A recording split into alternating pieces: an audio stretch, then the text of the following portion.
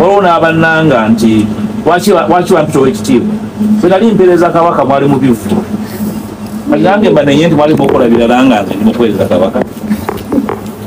basalira omusango nti nali ndi kabaka nga mpeereza kabaka nga muweereza nga neewaayo mu buvubuka bwange obuvubuka obwammwe mwabikola mu bivulu nammwe mbasalira omusango so sibeerangako mu bulamu bwa kinyumu obulamu bwange bwonna bubadde bwakuweereza nakwewaayo nakukolera balala bwekuba musango nti constituency gyenkiikirira ne bwogituukamu omanya nti wano waliwo omubaka akiikirira abantu n'olwekyo ekyo saagala kimalira ku budde erinnya Mpuuga si linnya lya bulijjo seetonda kubeera kyendi n'ennwanyi okubeera kyendi ndowooza kibadde balwana ky'emyezi 8 sanyi we batuuse ng'oli eyo naye omudongo gw'ogamba mwe mwali mu ndongo kakati n'ekirala bannaye Mpuuga olekerawo okujeegula abantu mu process buli omu aba n'emyaka gy'alina okukolera mu myaka gye n'ebyekibi by'alina okukola mu budde obwo gwe wali oweereza kabaka nga ye wagambye ne bano baali bakuba ndongo which is okay naye at the end of the day kyabano ky'osinza okufuna mu si ekiki ekyokubeera ow'ekitiibwa umula mirembe tamala emirundi muzeeyi waffe yatugambanga gwe okubeera ow'ekitiibwa Emmengo ne bano abakuba ebidongo ani asinza okufuna mu munne kitegeeza nti ow'endongo yakuba endongo ye n'emuwa ettumu alireese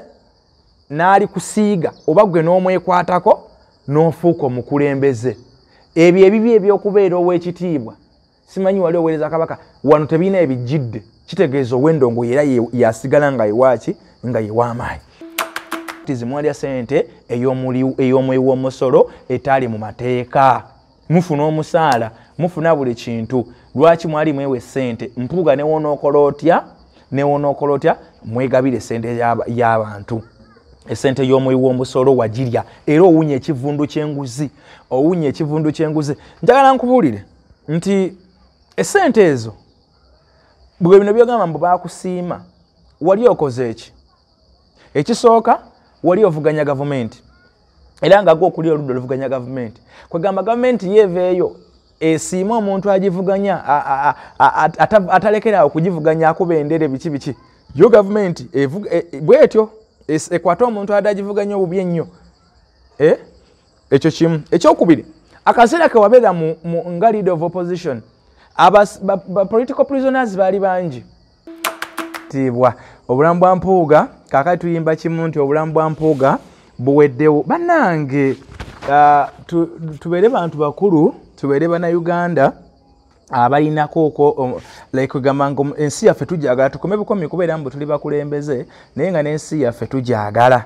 kale mbabuuzizaako nembeebaza emirimu gy'omusobola okubanga mwekolera bannaffe abali eyo gye musinzira okubanga mutugobera mwebale nnyo mwebalire ddala nja kubasaba okusubscribinga ku vidiyo eno oba ku YouTube channel eno ate era n'okuteekako comment eri abo batanaba kubanga muteekako ka comment bwepo ne ka like vidiyo eno era bw'ogimpeera ka like tujja kubanga tunyumya bulungi nnyo era tujja kubanga ebintu byonna tubitegeera olunaku olwaleero nkomyewo njagala leero twogere ku Mpuuga obulamu bwe bulabika buweddewo ekintu ekyakoleddwa mu kkooti bamukubye omusumaali ogusembayo mu keesi ye mu ssanduuko ya Mpuuga bagikubyemu omusumaali ogusembayo njagala mukkirize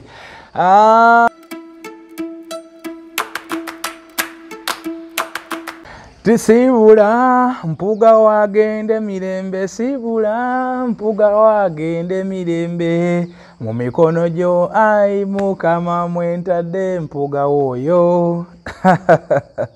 akati jiva ze tuyimbira Mpuuga atuyimba obulamu bwa Mpuuga buweddewo omusajja yali omuteeketeeke era ow'ekitiibwa obulamu bwa Mpuuga kakati tuyimba kimu nti obulamu bwa Mpuuga buweddewo bannange tubeere bantu bakulu tubeere bannayuganda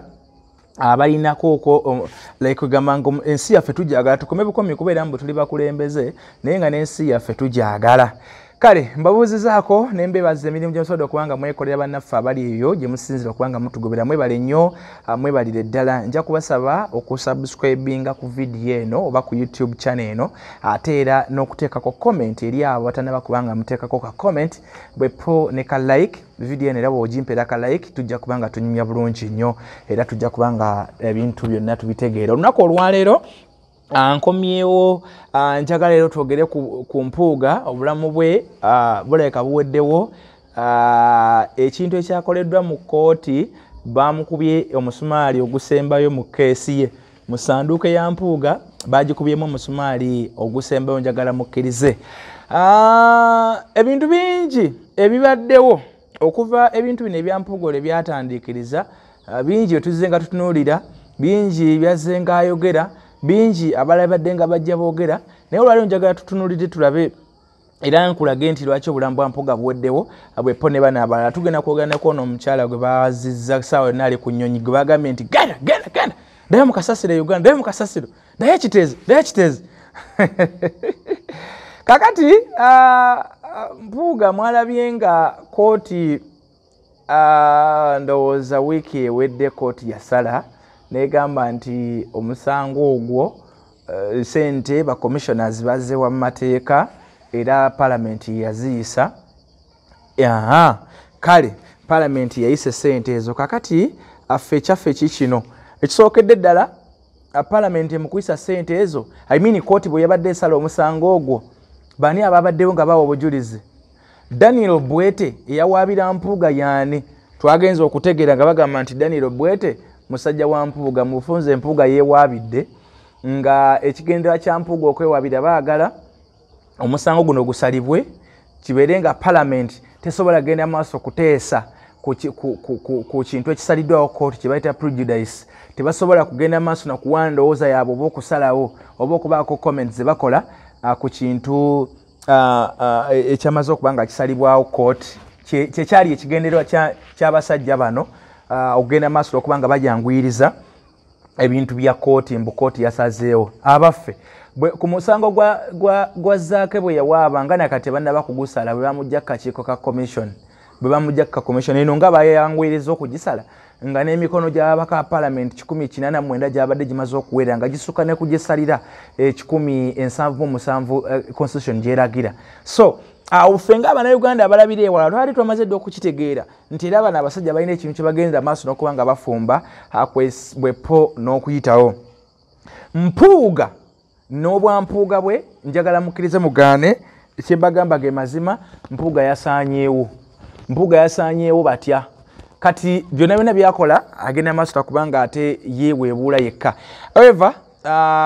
mujjukira ng'agamba nti essente zino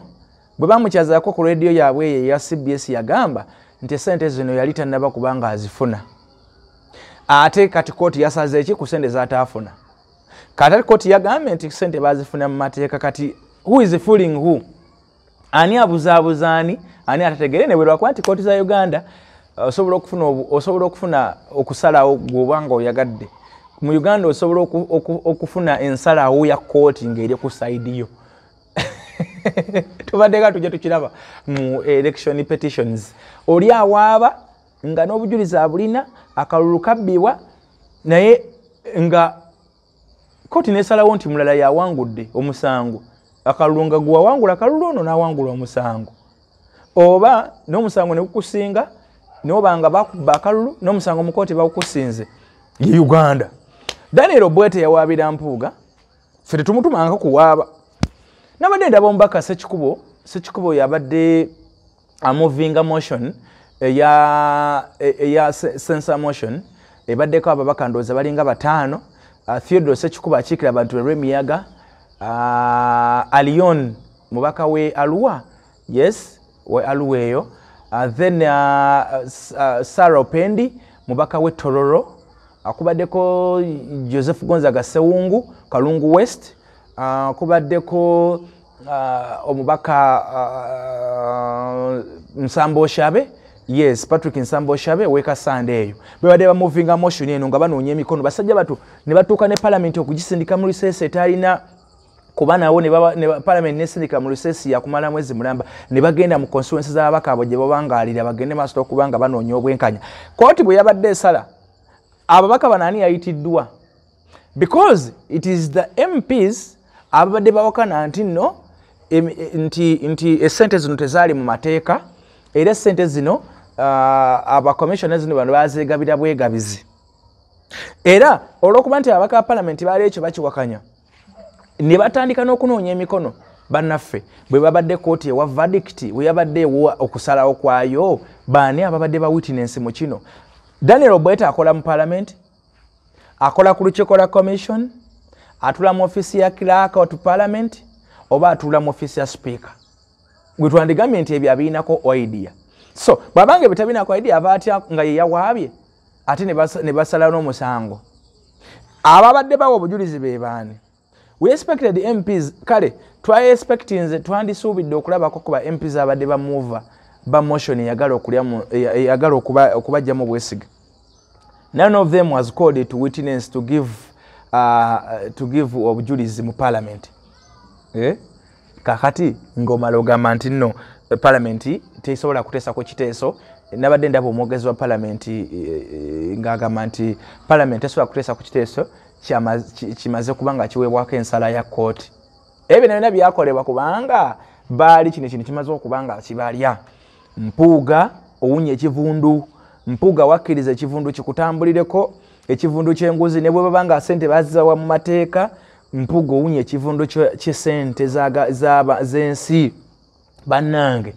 tujjukire bulungi ffenna bwe twalinga tukyali bato ewaka baagulanga empuuta ne mulya era abamu balowooza mu empuuta eri bubagagga ate nno mwana attu ebiseera byedda empuuta biva ku bino ebyessaawa zino empuuta gyegenza mitwalo 3 mitwalo 2 kilo edda empuuta yalibwanga banaku edda era ng'abaana batuula awo ne babajjamu engoye bonna ne batandika okulya emmere nga bebeeyiira supu y'empuuta n'akulukuta ku nkokola zino zonna naye nga empuuta eyinza okuwunya ewaka ng'empuuta eyinza okuwunya ku mwana okumala kumpi nga bakunaaza n'onaaba naye ng'empuuta ekola ki ng'empuuta ewunya kyekiri ku mukulu Mpuuga owunya empuuta kati mu kino owunya enguzi essente milioni 5 wazirya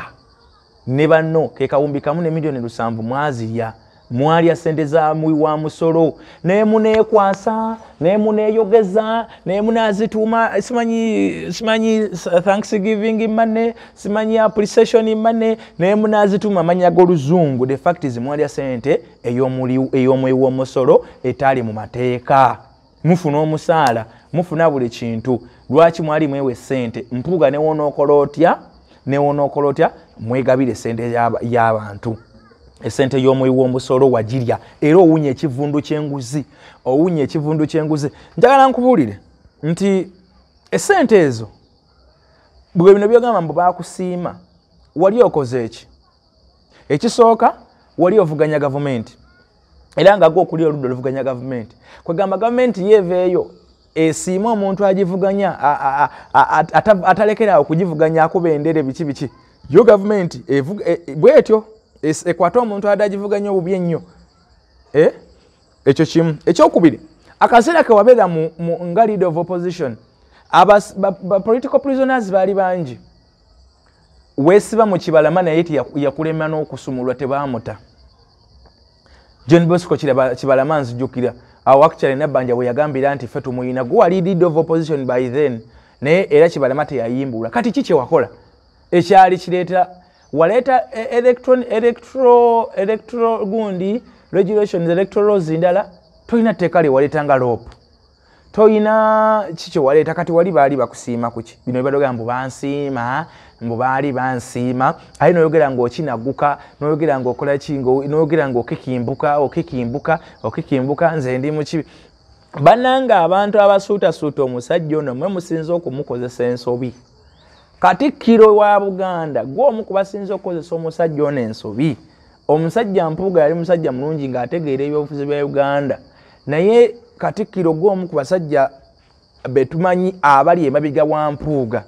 era gw'omu ku basajja abasinza okubulemesa okuperforminga n'okumuumeza amalala. Mpuuga ayogeza amalala nnyo Mpuuga avuma yadde mugamba nti abaana ba Nuupu bavuma nene sewe ne Mpuuga avuma yadde nti evuma ye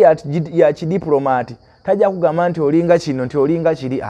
ajja kuvuma mu ngeri y'ekuweebuula mu ngeri y'ekukkakanya nja kulaga yavuddeyo n'agamba neewuunya abalina entegeera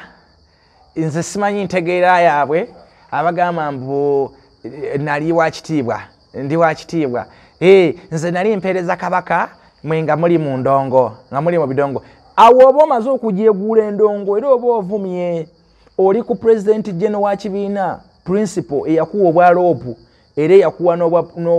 ne bwa commissioner oyo omunyu w'enjaga era oyo omudongo era mu budongo bwe musobodde okubeera ng'oli mu palamenti nga bakuwuliriza singa teyali mudongo singa teyali omuntu omudongo wandibadde gwe n'okugwa nga wagadda ng'oli eyo kimanya kabonera simanyi nyendo omukungwe ng'oli eyo naye omudongo gw'ogamba mwe mwali mu ndongo kakati n'ekirala bannaye Mpuuga olekera okujeegula abantu mu process buli omu aba n'emyaka gy'alina okukolera mu myaka gye n'ebyekibi by'alina okukola mu budde obwo gwe wali oweereza kabaka nga ye wagambye ne bano baali bakuba ndongo which is okay naye at the end of the day kyabano ky'osinza okufuna mu si ekiki ekyokubeera ow'ekitiibwa umula mirembe tamale mirundi mzee waffe yatugambanga gwe okubeera ow'ekitiibwa Emmengo ne bano abakuba ebidongo ani asinza okufuna mu munne kitegeeza nti ow'endongo yakuba endongo ye nemuwa ettutumu alireese n'ali kusiiga oba gwe n'omwekwatako n'ofuuka omukulembeze ebyo ebibi ebyokubeera ow'ekitiibwa simanyi wali oweereza kabaka wano tebiina ebijjidde kitegeeza ow'endongo era yasigala nga yewaaki nga yewaamaanyi ekyokubiri we nalabira Mpuuga ng'ajeeguula yali Kasanda yaliwa ewooyo omubaka yali mu bitundu by'e Kasanda eyo ewooyo omubaka gwe bayita Lumu wa Lumu konstituency ya Lumu waliyo ndowooza okuziika n'agamba mbu eggwanga tirisobola kutwalibwa banyi banjaga era ng'oli ku principal Kyagulanyi Bobi Wine era ogyeguula ovuma eggwanga terisobola kutwalibwa banyi banjaga teri atakimanyi nti Bobi Wine yali anywa enjaga tokyakyogera nti osesamaze tekikyakola amawulire wadde n'akamu yali anywa enjaga yaginywa mu kunywa kw'enjaga gwe mwofunye oba wole ekintu ekyo mu kunywa kw'enjaga nabadde ndaba Seekaani Sheikh Kasim ng'abuulira yadde abuulira buno buseeka buno obuli ku social media ennaku zino obutamanyi byawandiikibwa obumpooko bw'obuseekaseeka olwo obuseekaseeka obuli ku social media obuvumavuma abantu aliwo akaseeka akaga simanyi muzaddewo abanga si musiraamu tomulabirira tomuwa kintu kyonna kyonna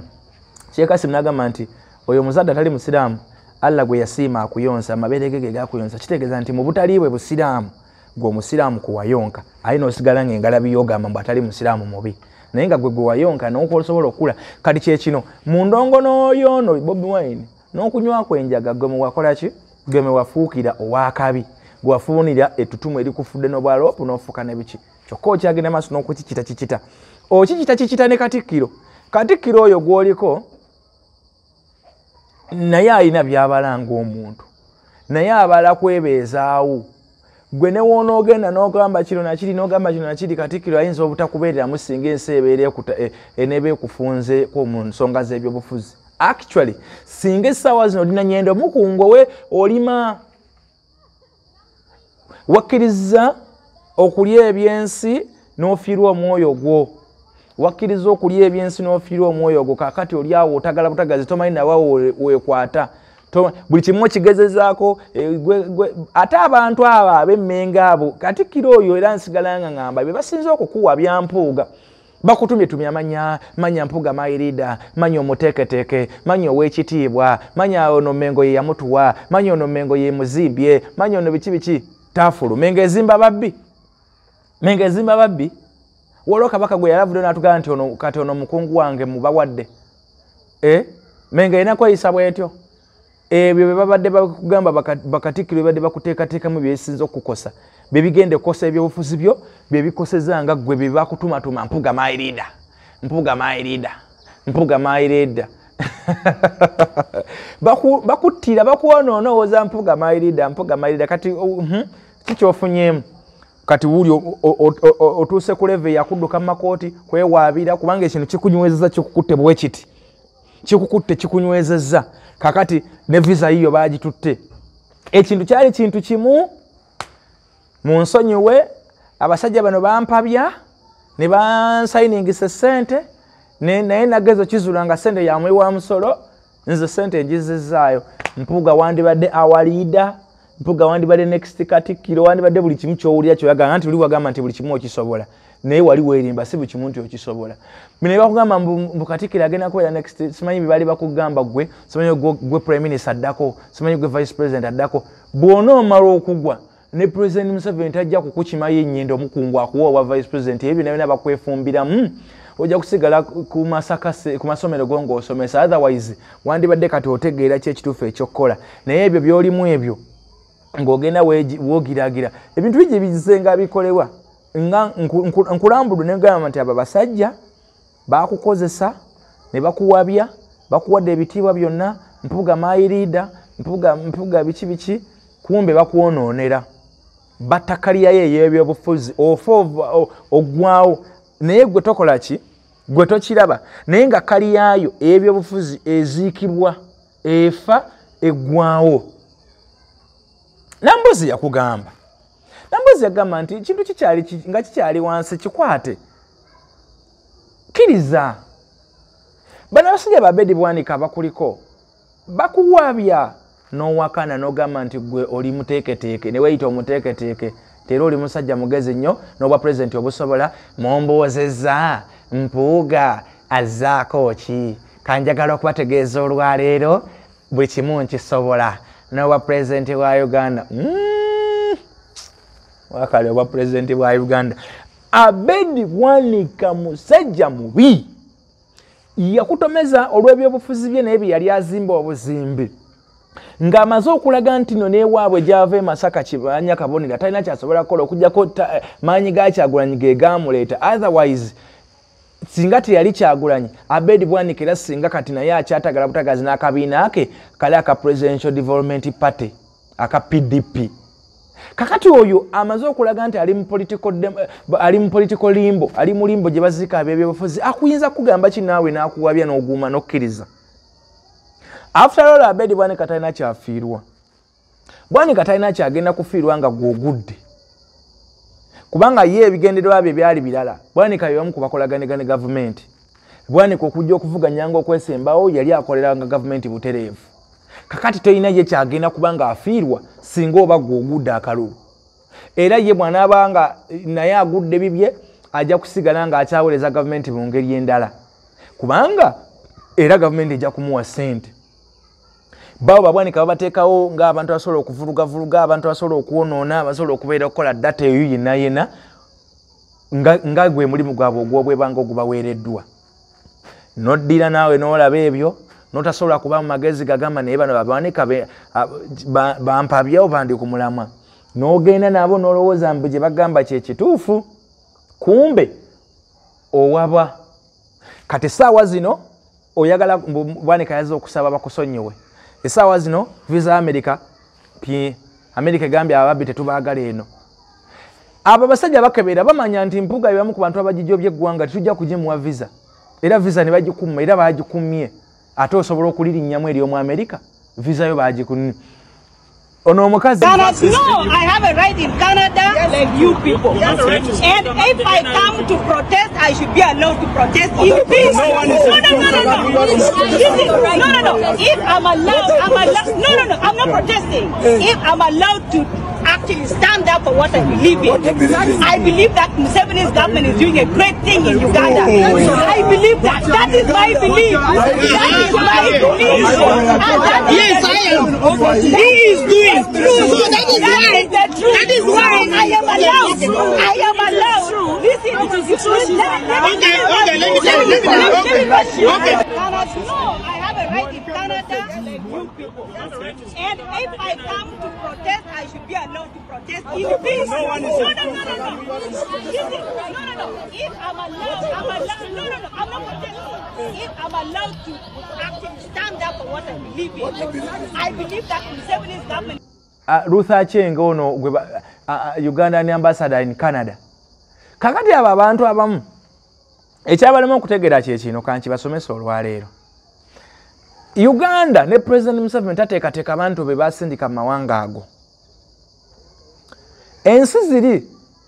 bwe ziba zikusindise ng'oli ambassador oli mukiise wa Uganda mu nsi endala.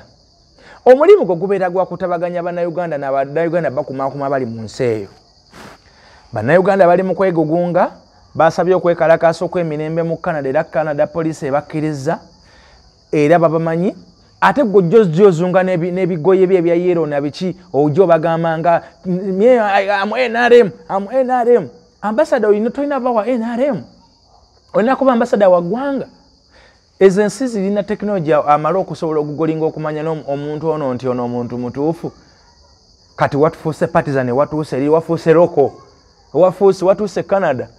nga naawe weegattamu beekalakasi tomanyi nti ate gwe oli ambassador. Kitegeeza oba oli ambassador bali abali mu kwekasa tojja kubayama nga kuliko afunye ekizibu. Abakanada bagambye eki go back daye ekiteezi daye mu kasasiro gye yassa abantu va Canada vayo saawa yonna atuuka mu Uganda lwa mutwe mukalu kubeera na mutwe mukalu kubeera na empty aid. So kakati tubagambanga ebigambo bino ne mulooza tubaffe tubaagala naye nga ffe tubaagala wabula temweteekateeka kimala. Temuli bantu balungi, temuli bantu baluŋŋamu. Kakati visa zammwe zisasa okusazibwamu mpola mpola mwasooka kwekwasa mbu bisiyaga kati bino si bisiyaga. Kati oyo omukazi bisiyaga neera ekikola kye yakola yejja ku kkubo n'atandika okuyombesa abannopu abaali bawakanya embeera embi yali Uganda. Ate nga zo ziri ensi zimanyi nti okwekalakasa kuba kwa mirembe era kukkirizibwa. Kati ebintu ng'ebyo bw'obeera nga tobiwadde tobitaddemu kumanya kuba kati ffe tukozesa okumanya kungi n'okunoonyereza ne tutegeera kino kirina kuba bwe kiti kino kikolebwa bwe kiti kwegamba n'oba nga omanyi. So ffe tuyima nti siibula mpuuga wagenda emirembe ogenze mukulu ne mukungwe ennyondo ojja kuyitawo buyisi oggwereeyo kubanga tosobodde kukola ky'olina kukola ng'omukulembeze eyali ku sayidi ey'abantu. Wasazeewo ogende otunde omwoyo gwo kakati buli kimu kyokola otuse n'okwewabira mu makooti kubanga oyagala bino ebya sense motion babijjewo. Obudde butukutte mukkirize engeri akazekeza gye kazza ate nga tukoledde wabweru.